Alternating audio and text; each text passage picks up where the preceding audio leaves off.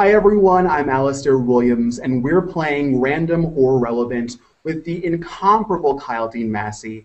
Kyle Dean is a Broadway performer best known for his roles in Altar Boys, Next Normal, and a small little show called Wicked. Kyle Dean is in the Google Hangout right now. How are you, Kyle Dean? I'm great. Yay, Kyle Dean, we have to bring you to Mason Gross as soon as possible. Okay.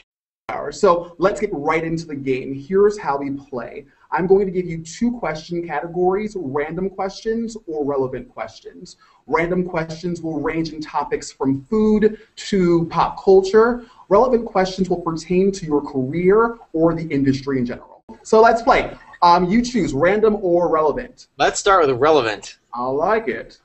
What successes have been your defining moments in your career, and what did you learn? Oh gosh, well I think they've all been defining moments. People are always like, what was like your big break? I'm like, I don't know. The next job was always like the big break. Right. I think I can look back at certain points in my career and put a lot of weight in each separate job. My first paying job, my first equity job, my first national tour, my first Broadway show, when I got an agent, my first time to star on Broadway. Those were all major moments that that I thought were defining moments at that time. But I guess you're always finding new defining moments. So I guess that's the best I can answer that one. So what did you learn from them? Well, I think what I learned was that that this business is relentless. That there's not like one moment where you've made it. You know what I mean? There's not one moment where it's like suddenly smooth sailing. It's always changing. It's always evolving. Your goals are always changing. You're always trying to do better and more work. And so I think that's what I learned. I think I thought that I would reach a point in my career where I would be happy and I would feel this like a certain kind of like stasis, I guess, where you're like, well, it's all smooth sailing, and that is not true. Even when you're starring on Broadway, there's more. There are new shows. There are different opportunities that you want to take on. So that's, I guess, what I learned. Right. And I know this question is in the pile, but do you feel like you're still desiring to be discovered, or have you been discovered but the work is still, required? I don't know. I think in certain groups, yeah. Like on Broadway and the New York theater scene, I've definitely like been discovered. You know what I mean? Like people know me here.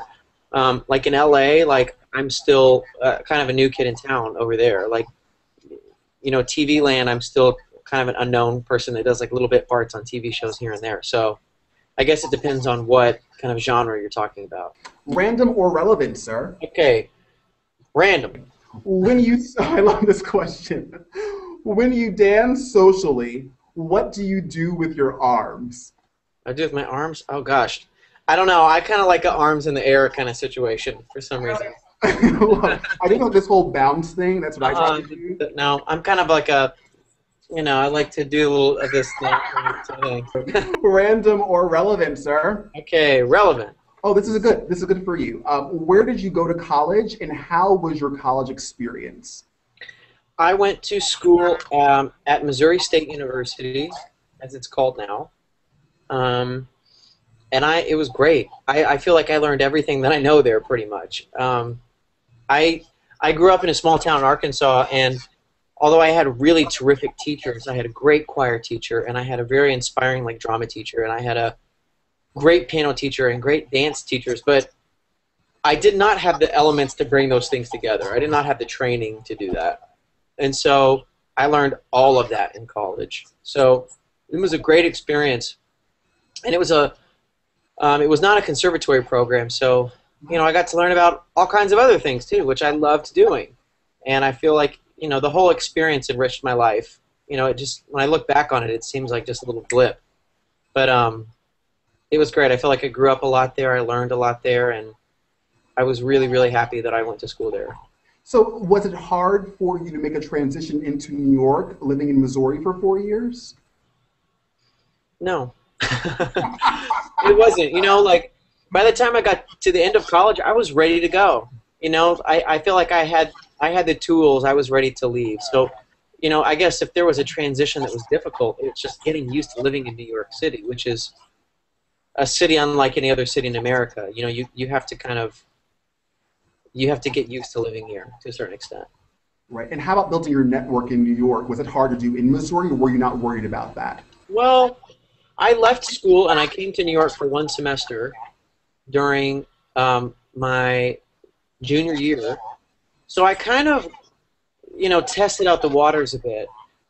So when I went back to school to finish up, I kind of knew, casting people knew me here, and they would call me directly, and I would fly back and forth from college to New York for auditions and things like that. So it wasn't that bad. And also in the Midwest, there are huge cattle call auditions for theater companies all over the country, including New York. And I got my first national tour from a cattle call audition in Memphis, Tennessee. Cool. So, and you know, it was a New York company. We rehearsed in New York, went on tour. Like, so it was. It actually wasn't a problem. All right. Can I cheat? I'm going to look through the relevant questions and figure out a good one for you. Okay. What skill has aided you the most throughout your performing arts career? You know, I think it's probably my my skill at handling rejection. Honestly, I think I do that very well. I think I'm really good at when I don't get something, moving on, and I think that's been good because I think it affects a lot of people and it discourages a lot of people, and I've never been discouraged by that. I've always just been like, well, we'll get the next one, or the one after that, or the one after that, and I think it's helped me a lot, and I think it's given me some longevity, at least. I think I've kind of moved past that hump. I think around my age, or when a lot of people start kind of leaving the business, and I'm certainly not doing that. So. Okay, last question. What advice would you give to young budding artists looking to enter the competitive world of musical theater? Well, I usually always give pretty much the same advice, which is get the best training you possibly can, and then get more of it. Go to the gym and read. Oh, please, wait a minute. Go to the gym. I don't think that's ever been said before. That's a big really? Get a gym membership. Get a gym membership and go every day. Wow, that's big.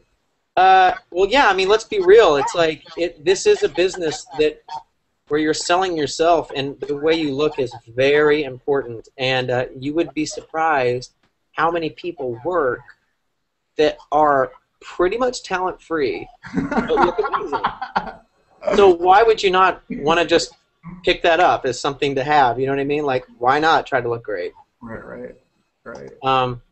So yeah, go to the gym and read plays, read books. I just think that's important. So I think it's good to like just have an understanding and knowledge of other things, because let's be real, like you're not going to be playing an actor in every, you're going to be playing like real people. Right. So I think it's, by reading, you get to understand different characters, different people.